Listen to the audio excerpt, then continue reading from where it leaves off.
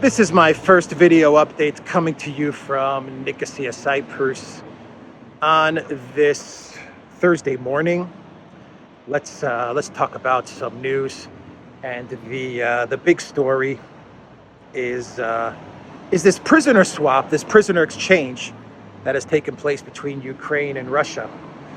Now, I'm not sure if this was one prisoner exchange or a couple prisoner exchanges, because when the story first came out that there was a prisoner exchange brokered by MBS in Saudi Arabia, the initial numbers of prisoners being exchanged was 10 prisoners. But now I'm getting reports, and these are unconfirmed reports. So what I'm going to be saying with regards to some of the high-profile names related to this prisoner exchange, don't take it to the bank. But we're getting numbers of a lot more prisoners being exchanged than just 10 on each side, actually. And some of the names are pretty high profile. For example, allegedly, the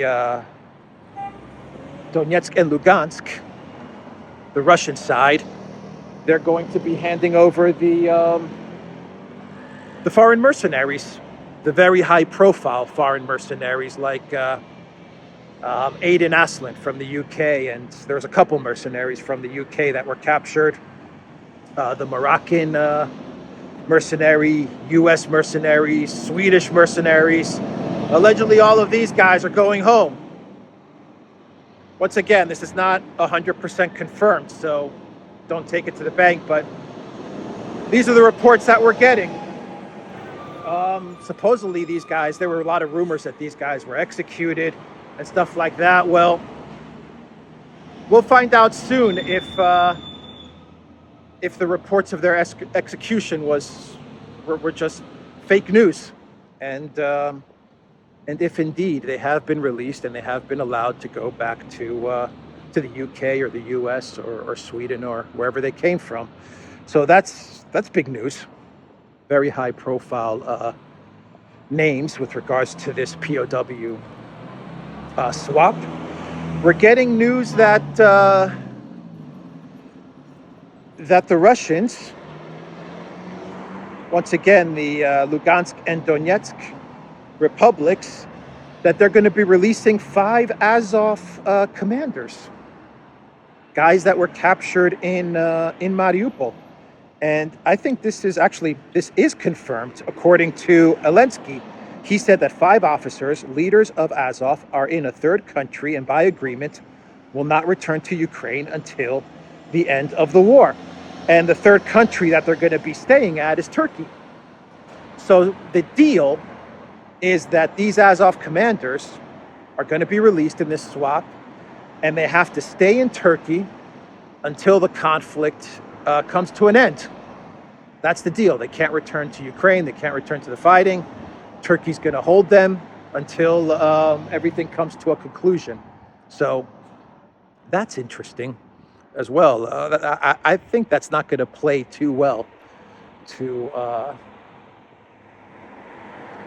the Russian public, but that's what Zelensky is saying. And of course, Zelensky came out with this announcement very, very quickly because he's under pressure from these far-right guys. They've got Zelensky kind of in a hostage situation. And so Zelensky came out very, very quick, and he said, look, I got your commanders out, you far-right Azov guys, so, ease up a little bit on me, cut me some slack. And so that's why he came out with that announcement very, very quickly. He wants to remove some of the pressure that these far-right guys have on him. So that is, if you go by Zelensky's statements, it looks like that is confirmed. Now, on the Ukrainian side, we're getting reports that a lot of prisoners of war are going to be handed over to Russia. 55 prisoners of war are going to be handed over. Allegedly, one of those names is Viktor Medvedchuk, who is, according to media reports, Collective West media reports, he's like the best buddy of Putin. And I believe Putin is the godfather of his daughter. How close are they in reality? How good of a friends are they? Who knows? But Viktor Medvedchuk, he was the main opposition leader. He was in charge. He was leading up the main opposition party, of which Zelensky shut down. He shut down all opposition parties. He shut down all opposition media, and he captured and imprisoned Medvedchuk, because Ukraine is this shining human rights democracy that Europe is always talking about, right? A democracy that shuts down opposition media and opposition leaders and puts them in prison. But allegedly, Viktor Medvedchuk is one of the people involved in this prisoner swap. Once again, not 100%. Don't take this to the bank. This is what people are saying. But the numbers of prisoners being exchanged are a lot higher than the initial reports of just 10 prisoners being exchanged by both sides.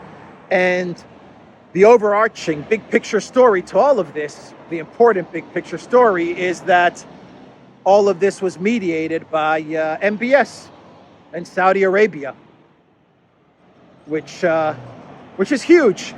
It's a huge deal because it shows that MBS, he can call up Putin and he can say, "Look, let's get a mediation done.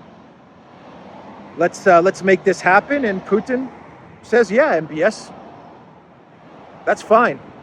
It shows how close Saudi Arabia and Russia have become. When MBS can call up Putin and get a deal like this done, you know that Saudi Arabia is very interested in building its ties with Russia and with this fair world order that's being developed by Russia, China, India, BRICS, the SCO, and organizations like that. It shows that Saudi Arabia, once upon a time, a country which despised Russia, which didn't even recognize the Soviet Union. Now MBS is buddies with Putin, and he values the relationship with Russia. It seems a lot more, the relationship with Putin, a lot more than he values his relationship with Bidenopoulos, Greece's favorite son, Joe Bidenopoulos. MBS despises Bidenopoulos. He absolutely despises him, and Bidenopoulos despises MBS. So this is an interesting development, and I think the really big story is that all of this was done allegedly under the direction of Saudi Arabia, and Turkey's involved as well. Turkey's going to be housing five Azov guys. So that's the news with regards to this prisoner swap. We'll find out. Maybe we'll find out as the day goes along who exactly was involved in this swap. But it's looking like this is a much bigger deal than what we were originally led to believe. So, with that being said, let's talk about the partial mobilization a bit and some of the fallout from the partial mobilization. You had protests break out in Russia, in Moscow, St. Petersburg, and Ekaterinburg. And these are big cities. I think Ekaterinburg's like a population of 2 million. St. Petersburg is something like 6 million. And Moscow is just a megapolis. We're talking 15, 20 million people in all of Moscow and the entire region there. And the turnout for these protests with regards to the partial mobilization numbered in like the hundreds. I don't even want to say like 1,000 people. I think that's even a stretch. It numbered literally in the hundreds. And people were arrested, like something like 50 or 60 people were arrested. But these protests were a big dud, if you ask me. You're talking about very big cities and a very, very small turnout. And you have the reports of, especially in the collective West now, you're getting all kinds of media reports that Russians are fleeing the country and they're trying to escape because they don't want to get sent to Ukraine. It's they don't want to die in Ukraine because the Ukraine military is so effective at taking care of Russians, so to speak, of annihilating Russians. That you have a lot of Russian men of military age, of combat age, who are desperately trying to flee the country. And you do have prices. Prices actually shot up in a big way with regards to airline tickets to Yerevan and Belgrade and where else, in Tbilisi, Georgia. This is natural. I think this is to be expected. Ticket prices of 5,000 or 10,000 euros, whatever it is. The airlines are going to do what airlines are going to do. If they see a short-term spike in demand, they're going to say, let's ramp up those prices. And I think the profile of, first of all, I think this is natural. I think in any country, when news like this is announced, I think the natural reaction in any country in the world would be something like this, would be for a part of the population, some men of military age, to say, you know what, I'm out of here, right? I'm gone. And I imagine the profile of the guys that want out are probably, they're probably guys who are at zero risk of being sent to fight. What do I mean by that? I mean, these are people that are not combat ready, that are not trained to fight, that don't have special skills. I'm thinking, I don't know, I'm thinking like university, I don't know, liberal arts, is that what you would call it? These types, woke, very, very Western oriented, like guys that watch CNN and MSNBC and, you know, probably have like a poster of Trudeau in their room or something like that. I imagine that this is the portion of the Russian population, of the man who is looking to pay 5,000 or 10,000 euros to get out of the country. I could be way off, but that's kind of the picture that I have in my head with regards to the people that are saying, I got to get out of here. I imagine it's guys that aren't even at risk of being sent to Ukraine. But still, you know, it's the panic. They watch CNN, they watch MSNBC, they're reading BBC and Sky News, and they're probably saying, oh my God, you know, everything is falling apart. And I just listened to Stoltenberg's speech, and Stoltenberg, he did come out yesterday and he said that Russia's in tatters, the economy is in tatters, the military is in tatters. And Putin, he miscalculated on everything, and he can't win a nuclear war. He's going to lose. Russia is collapsing, and people that are being sent to Ukraine, they're going to face the might of the Zelensky war machine, and you know, this is they're going to meet their maker, so to speak. This is what Stoltenberg said, right? And so I imagine these guys are listening to these statements and they're saying, get me the hell out of here. And so, you know, they're going to pay. They probably have the means too. They probably have the money and the means to pay 5,000 or 10,000 euros to escape Russia. But, you know, I think that give it a couple of days and the prices, they'll move back to a normal kind of level. Give it a week or two, and whatever protests are going on, I'm sure these small protests will fade away as well. I'm positive that a lot of NGOs, they're going to try to start up something as well, whatever NGOs are left in Russia, but they'll try to start up something, these Navalny types of people. But in about a week or two, I believe that things are going to start to, I don't want to say calm down, but people are just going to understand what's going on, and they understand that this is a change. This is a partial mobilization that will affect the lives of hundreds of thousands of people, if not millions of people. And this is just a reality that they have to face and have to live with. And things will we'll settle down into this different reality, so to speak. The stock market in Russia also got hit. They're calling it another Black Tuesday event. It went down something like 9 points on Tuesday, and it'll rebound again once the markets they adjust and they digest the news and everything like that. It'll get back to where it was. But this is the shock of the announcement, and some people who probably have nothing to worry about are so shocked and so afraid of everything that they'll pay 10,000 euros to get to Tbilisi or to Belgrade. So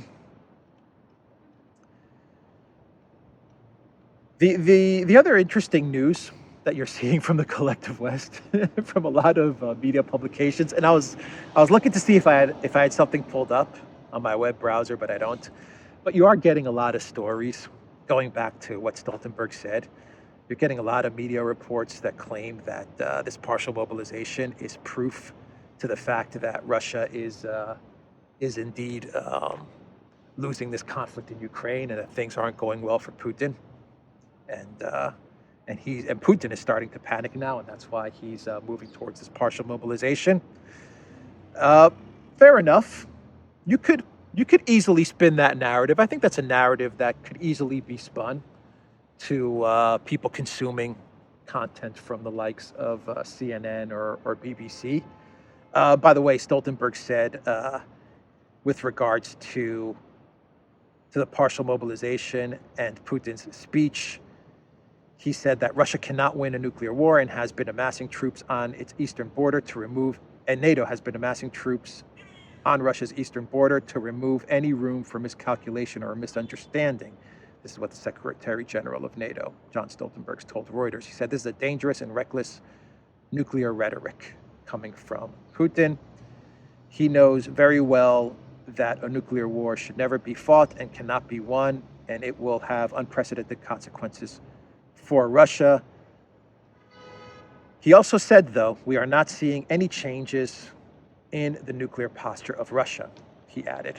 NATO is monitoring things very closely. That's the exact statement that Kirby at the Biden White House also said. He said for all of the fear-mongering and rhetoric that is coming out of the collective West after Putin's speech, they are not seeing any single change with regards to Russia's official nuclear posture, like the documented nuclear posture of Russia. So they always throw that caveat in there. But Stoltenberg said that so far Russia has made a strategic mistake with Ukraine, and that the conflict there is not going according to his plan. So Stoltenberg is playing up the fact that things are going poorly for Russia, which is what the collective West is saying now. Like much of the media, they're saying that this partial mobilization is proof to the fact that things are not going well for Russia. If that's the case, then I would say that there's no reason for the collective West to panic then with this partial mobilization. If anything, this should be a welcome development for the collective West, because it means that this is just going to speed up the demise of the Russian Federation and of Putin.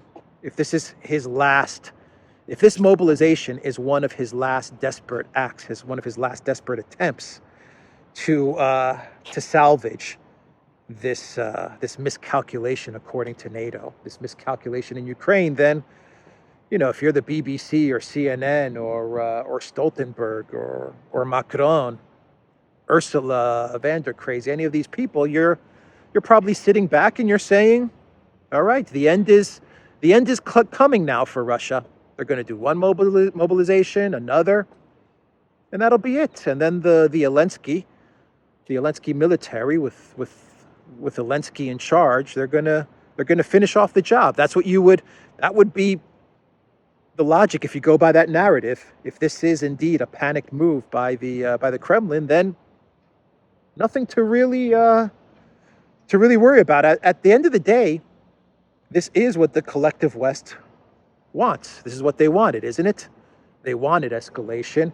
They wanted this conflict with Russia. And so here it is. So you're getting that from the collective West as well, that this partial mobilization is a panic move from Putin and from Russia. I would say it's probably the opposite, and that is why you're seeing a freak out. That is why you're seeing a lot of freaking out taking place. You're also seeing the neocons, to be fair. You're seeing the neocons say, let's escalate some more then. If they're escalating, we can escalate then. But you are seeing a lot of people freaking out. A lot of statements which are saying we're not at war with Russia.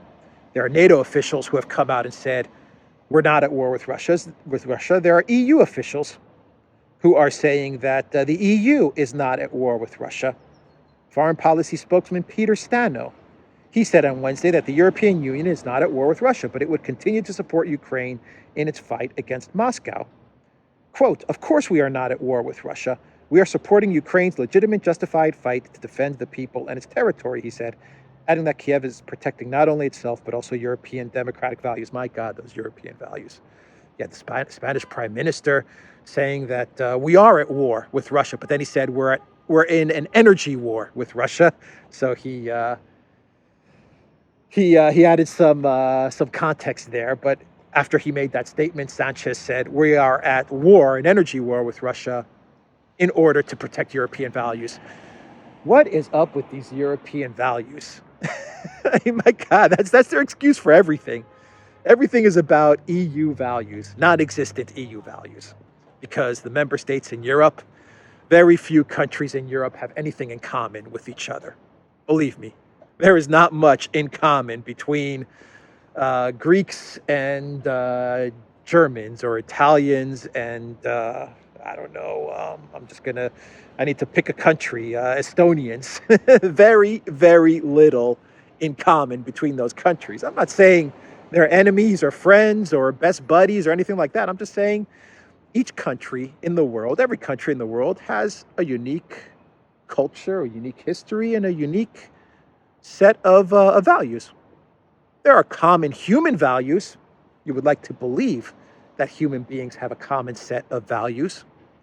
But to try and throw everything under this EU values thing it's just so tiring. It's so ridiculous. But anyway, you have this EU official saying we're not at war with Russia. The EU is not at war with Russia.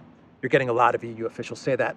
But what they always say is that we're not at war with Russia, but we're just providing Ukraine with weapons and mercenaries and money, and but we're not at war with Russia.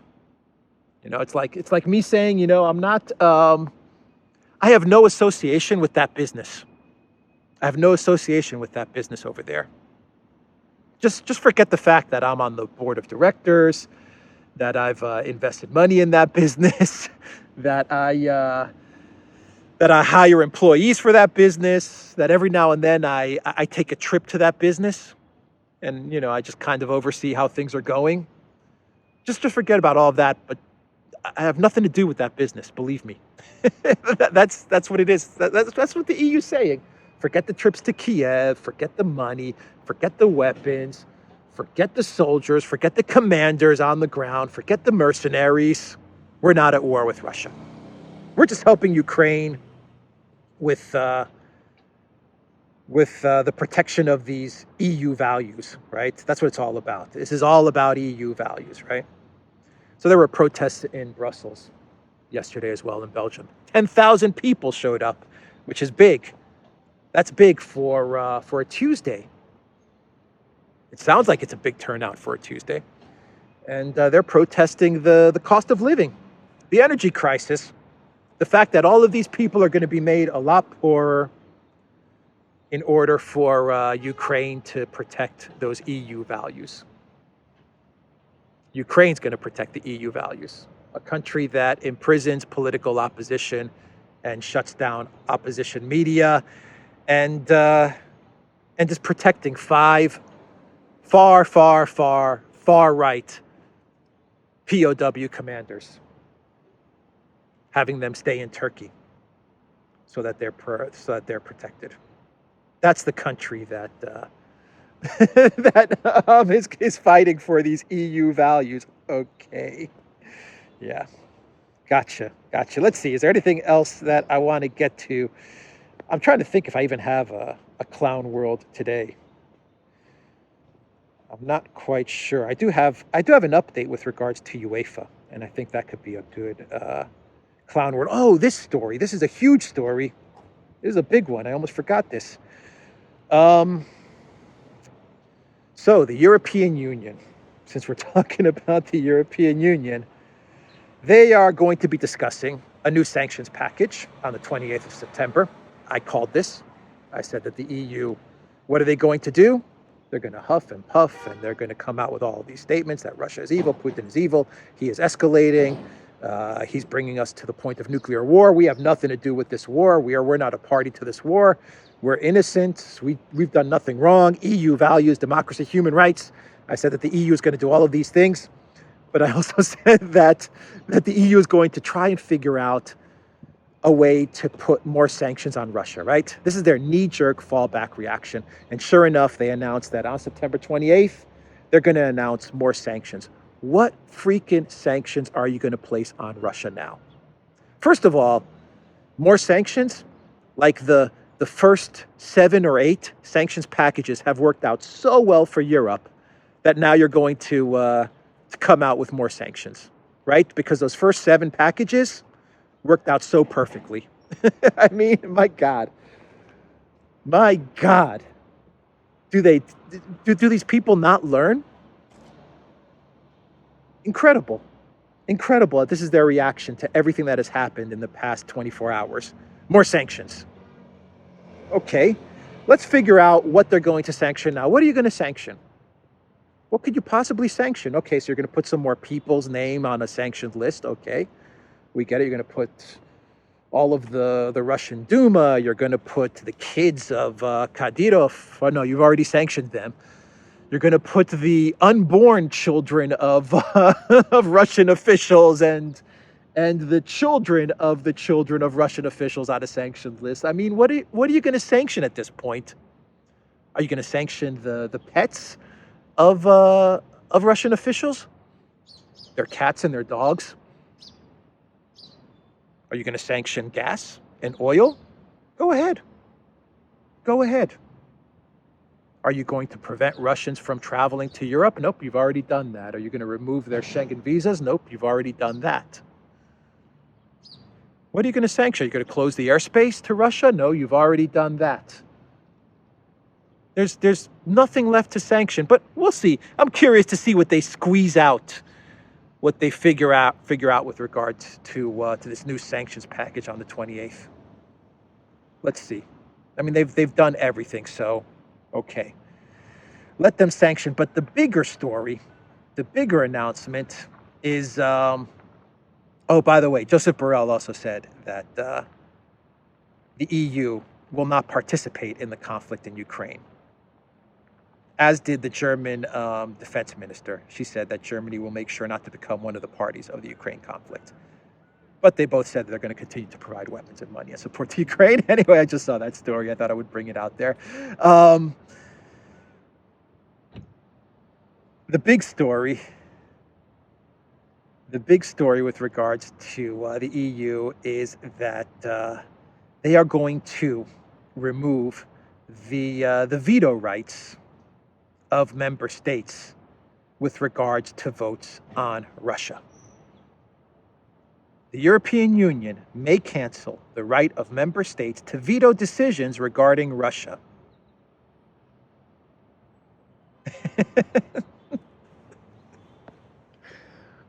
EU values, right? So they say that Hungary's not a democracy. They block 7.5 billion of Hungarian money because they claim that Hungary's not a democracy.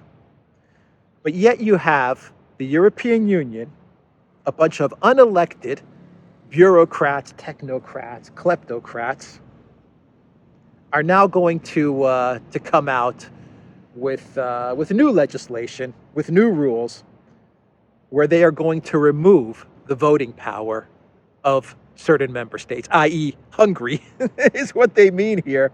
The European Union may cancel the right of member states to veto decisions regarding Russia.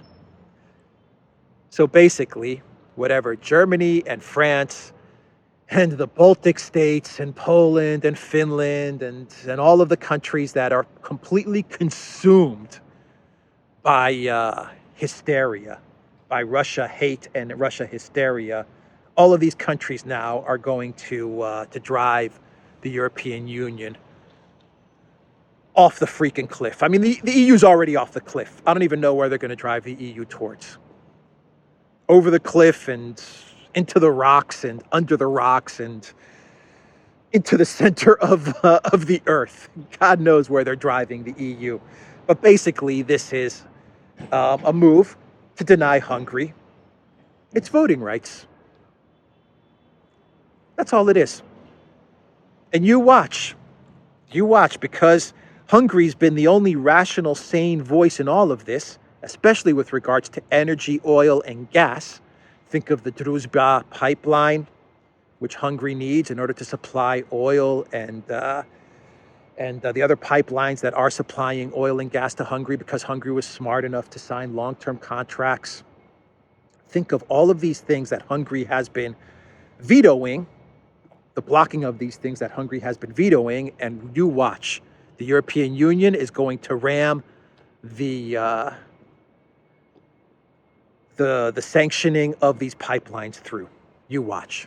Russia has, here's a crazy prediction.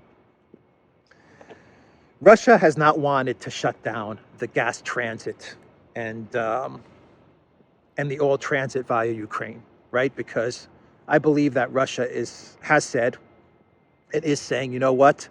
If we shut down the gas transit, which is going through Ukraine, continues to go through Ukraine to Europe, then ordinary Ukrainian citizens are going to suffer. They're not going to have heat. And we don't want to go there just yet. I'm not saying they might not do that, but they said, let's avoid that. Let's try to not punish the ordinary citizens by cutting off their heat and their oil and their gas and all these things. You watch. The European Union is going to cancel it. They're going to cancel all of these pipelines in order to punish Hungary. They're going to do it. And they're removing Hungary's veto right. Now, they said May, so it's not a done deal yet. I'm kind of curious. Doesn't every EU member state have to vote this new rule through so that they can remove their veto rights? Do you get what I mean? Hungary is going to vote to approve the removal of their voting rights. Or is Ursula von der Crazy and Borrell and Michel, are they just going to issue some sort of executive order and just say these are the new rules from now on? When it comes to voting on things related to Russia, EU member states, there's no more veto. That's it. And the dangerous part about this, big picture, they're going to extend this past Russia when all is said and done. This war will end. Things will come to a conclusion. This chapter will finish. But this type of move, they're going to expand this. They're going to start with Russia, and eventually they're just going to make it common practice, which is EU member states, no more veto power. The veto power is gone. Your votes are gone. And that's going to cover everything. Everything. So you watch. That's going to be this is the move. This is the direction that they're heading. And this is a huge story. And if they manage to somehow ram this through and make it so that that countries cannot veto policy or legislation or decisions with regards to Russia, well then the EU has just, in my opinion, it's turned into, it already is an authoritarian institution, but it's just taken a very, very dark turn. Anyway, that is a huge story. Let's do a quick clown world and we'll wrap up this video. And this is a clown world update, I guess. I will call this a clown world update. And I talked about the Euro, the 2024 Euro being held in Germany, and how the German interior minister, from what I understand, she's a super duper uber WEF globalist. but she's pushing to punish not only Russia, to ban Russia from the Euro, but she's also petitioning UEFA to ban Belarus, because Belarus is a country that's friendly to Russia, that is supporting Russia, and she says that any country that supports Russia is a country that should have its sporting rights stripped, and she was petitioning UEFA to do that. But UEFA has come out with a decision, and UEFA has confirmed that the Russian men's national team will not be present in the qualifying draw for the 2024 European Championships in Germany. This has been confirmed following a meeting of the UEFA Executive Committee in Hvar, Croatia. Now, it had been suggested that both Russia and Belarus would be expelled from the forthcoming qualification campaign for the event due to take place in a little under 2 years' time, amid the wave of sporting sanctions placed upon the two countries in the wake of Russia's action in Ukraine. Despite confirming that Russia would be banned from qualifying, European football's governing body has seen fit to include Belarus, despite a reported plea from German Interior Minister Nancy Faeser to block them from competing as well. So, the Clown World update with regards to the Euro 2024 is that Russia will indeed be banned from the UEFA event set to take place in Germany. How Germany's going to pull off this event, I have no idea, given their economic future. But anyway, that's a different story. Belarus will not be banned from the Euro 2024. I don't even think Belarus will qualify, if you want my take on things. So I think it's a kind of non-issue, to be honest. Russia would have most likely qualified, but Belarus, I don't think it's gonna qualify for the Euro either way. Maybe they do, but they will be allowed to play those qualifying matches at least. So that is the latest update there. I will end the video with that Clown World update. The Duran.locals.com, and check us out on Rumble, ODYSEE, BitChute, and Telegram. Look for Alexander's channel. Look for the Duran's channel. All those links are down below. Take care.